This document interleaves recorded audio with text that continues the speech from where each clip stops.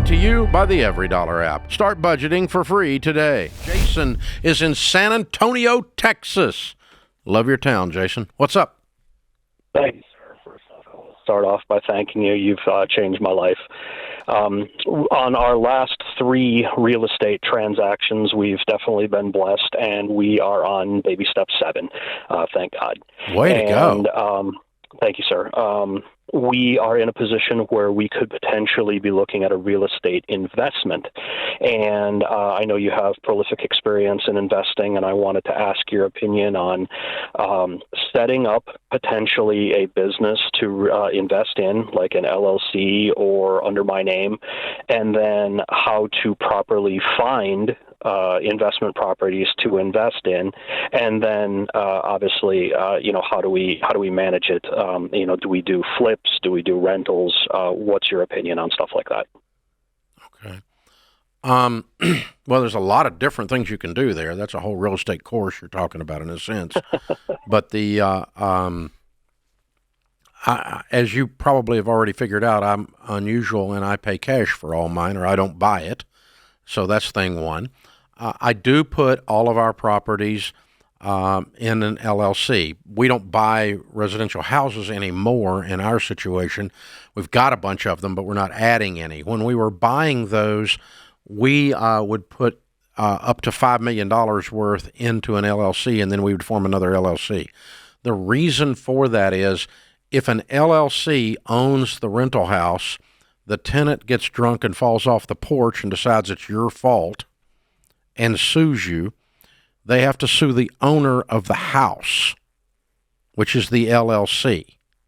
Exactly. Okay?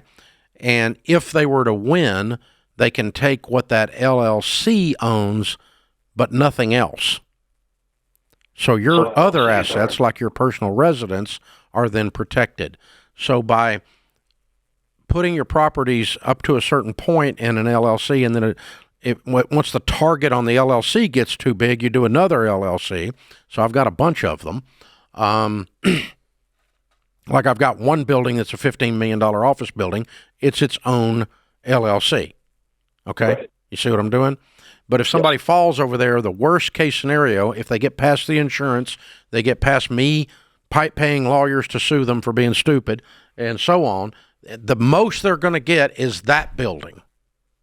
You follow me? Yes, that makes sense. If you're going to buy a house or two, form an LLC, throw them in there. Now, then, as far as whether you're flipping them or whether you're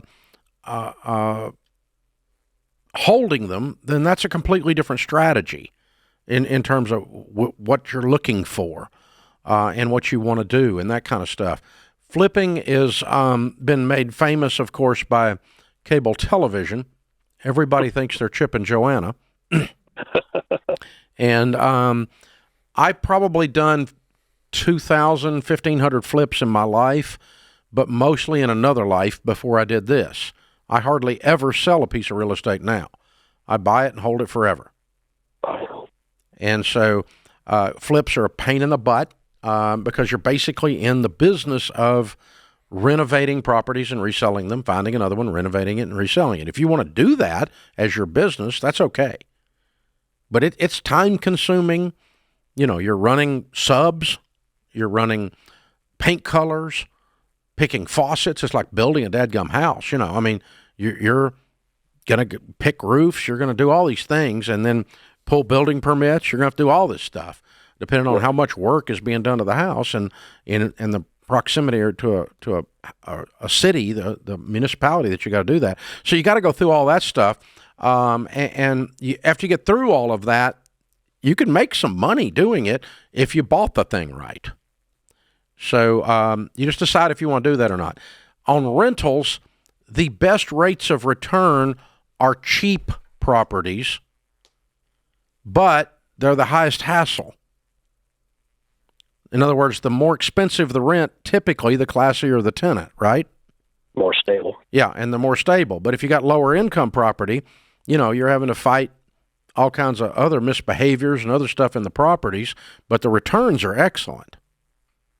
So right now, I'm looking at about Hassle factor. 125,000 is about what we have left over from the most recent sale. Okay. And I just parked it in an S&P, not knowing what to do with it. Yeah, but we can take that and buy, buy one or if two. If you want to buy one and flip it, or and roll it up into something, but think about what it is you want to own for 10 years if you're buying a rental. Right. And from personal experience, I'll tell you, you're a brand new landlord. You don't want to deal with lower income property. It's a pain in the butt. I mean, it becomes its own business. It's your own. You have to have a brain adjustment when you do it because you have to think different. But all the residential I have today is really high end single families, and I got like 10 or 15 of them. I don't have a bunch of them. Most of our stuff is commercial, so all of that to say, you just got to decide what you want to do. But the more, don't underestimate the hassle factor of what you're stepping into. A flip is a big hassle. I'm telling you, you can make some money, but it's a job. Dealing with lower income people, you can make a great rate of return, but it's a hassle. It becomes a job, and it requires a cultural adjustment in your brain. Because it's a different psyche that you're dealing with as a customer. And so, by and large, not all the time, but as a generalization, call it a stereotype if you want to.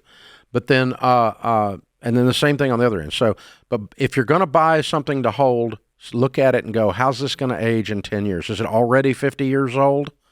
Ooh. Then it's going to be 60 years old when it's 10 years from now. And you're going to start to, so. How old are you, Dave? I know, but I'm talking about houses. I mean, I look at the house I grew up in, and I think that stinking house, how old it is now. Oh, yeah. I mean, wow. I wouldn't buy that house. Oh, yeah. That's old. Yeah. Same as when I grew up in, yeah. So that's the thing. But it's a great question.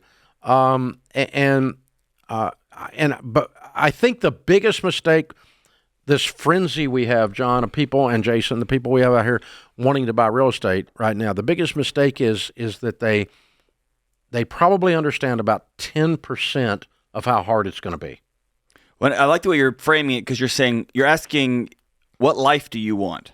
And then we're gonna buy a house or flip a house based on that. Because if you want to get in there and get your hands dirty and deal with knocking on doors and, hey, you can't do this and you can't light fires in the yard, that's a life. Right? Yeah. And some people you can't run drugs out of our house. That's right. And if you want to mess with subs and have fun with doing that and flipping it and pick faucets, and that brings you or whoever your business partner's joy, knock your lights out. But that's a different kind of life, right? Yeah.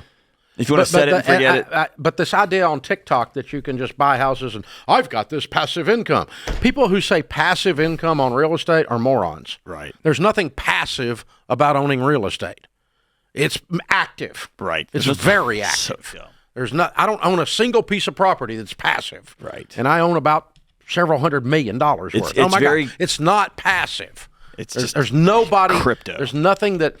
What passive is mutual funds. They send me a statement in my inbox.